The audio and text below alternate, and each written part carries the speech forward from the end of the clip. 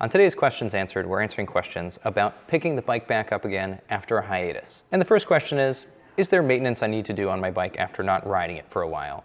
And the answer is yes, probably. It's worth getting it checked either way, or checking it out yourself, and at least doing the ABCs, which is air, brakes, and chain, or, in some cases not a chain. But if the bike's been sitting for a while, it's going to need air in the tires. You want to make sure that things are working properly, nothing's loose, and nothing has, kind of rusted or corroded over time if the bike's been sitting in a place that's less than perfectly dry. And so that could include your brakes, for instance, if you have cable-actuated brakes. So bringing the bike by a local shop for a safety check or a basic tune-up is the least you can do to make sure that it's good to go. And usually, if you have a chained bike, lubricating the chain is also one of those things that is kind of a necessity. For a belt drive bike, doesn't matter. Your bike might not be the only piece of gear that needs a check. Check out your helmet. There's a date on the inside that says the date of manufacture, and it's generally recognized that helmets should be replaced every 5 to 10 years, depending on wear and use. But aside from age, is there a big dent in your helmet?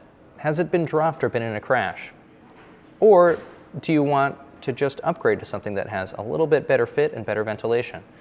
So it might be a good way to keep you comfortable and safe on the bike when you're out there getting back into it. The next question is, what's the best way to get motivated to start riding again? In my opinion, the best way to get motivated is to set a goal. And that is, maybe it's a ride a few months down the line, maybe it's a particular distance you want to achieve, but just have something on the horizon that you're aiming for and something you can work up to. Sure, you can also start at 100% effort and distance, but your body might not be ready for that if you haven't been riding for a while, so it makes more sense to work up to it to avoid injury or overuse or anything like that. Having a goal, having a plan to get there, and working your way up is a great way to get started again. I think if you're also a little creaky getting back into the saddle, then incorporating some basic stretching, some ways to warm your body up before you ride and get used to some of the movements and some of the positions on the bike is a good way to prepare your body for that extra effort and for the riding position that you'll be in. There is one more way to bring up that motivation level, and that's to pick up some new gear. There's nothing that gets me more psyched to ride than a new bike in the garage, or maybe just some new gloves or some new shorts or clothing. That makes me excited to just get out there and have a new experience. The next question is, I'm trying to pick up the bike to lose weight and to get fit. Do I need a special bike? And the answer is not really. Any recreational bike, like let's say a beach cruiser like our Coast model or our Classic Plus model, is a great way to get out there and just start burning some calories.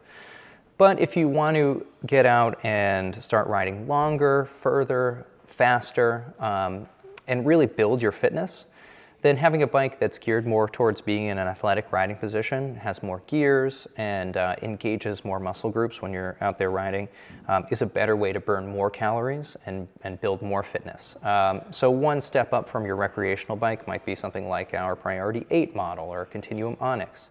And those put you in a little bit more forward of a riding position to engage your core and your hamstrings, and are more rewarding experience to go tackle some hills when you're riding. If you're a rider who already has some riding experience and you're looking on really stretching those miles out, building your endurance and building your fitness up on much longer rides, then getting a bike that has yet more gears and even perhaps a drop handlebar bike is another notch forward on that spectrum towards being in a more efficient, more athletic riding position, and a more ergonomic position where you can move your hands around and engage more muscles in your core and in your legs to have a better and more fitness generating riding experience.